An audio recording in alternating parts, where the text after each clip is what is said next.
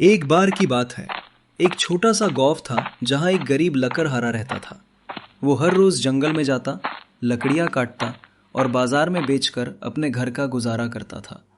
وہ بہت ایماندار اور اللہ تعالیٰ پر بھروسہ رکھنے والا آدمی تھا۔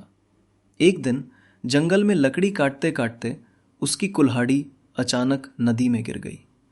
ندی بہت گہری تھی اور لکڑہارے کی روزی روٹی اسی کلہاڑی پر نربھر تھی۔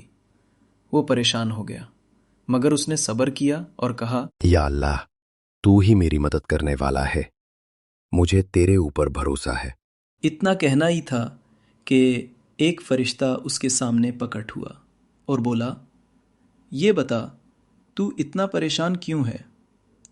لکڑہارا نے کہا، میری کلہاڑی ندی میں گر گئی ہے، میں بہت غریب ہوں، وہی میری روزی کا ذریعہ تھی۔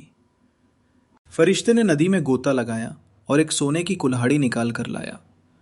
لکڑہارے کو دکھائی۔ فرشتے نے پوچھا، کیا یہ ہے تمہاری کلہاڑی؟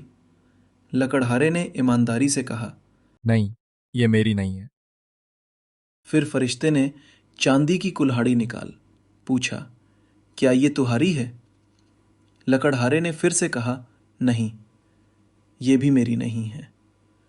آخر میں فرشتے نے ایک لوہے کی پرانی کلہاڑی نکالی۔ لکڑہارے نے کہا، ہاں، یہی میری کلہاڑی ہے۔ فرشتہ مسکرایا اور بولا، تیری سچائی اور اللہ پر بھروسے کی وجہ سے اللہ تعالیٰ تجھ سے راضی ہے۔ لے، یہ تینوں کلہاڑیاں سونے، چاندی اور لوہے کی تیری ہوئی۔ لکڑہارا اللہ کا شکر ادا کرتا ہوا گھر لوٹا۔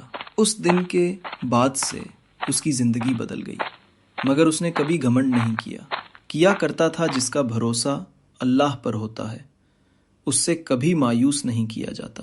سکھ، ہمیں ہر حال میں اللہ پر بھروسہ رکھنا چاہے۔ سچائی اور صبر ہمیشہ انعام پاتے ہیں۔ جو انسان ایمانداری سے کام کرتا ہے، اللہ تعالیٰ اس پر رحمت برستا ہے۔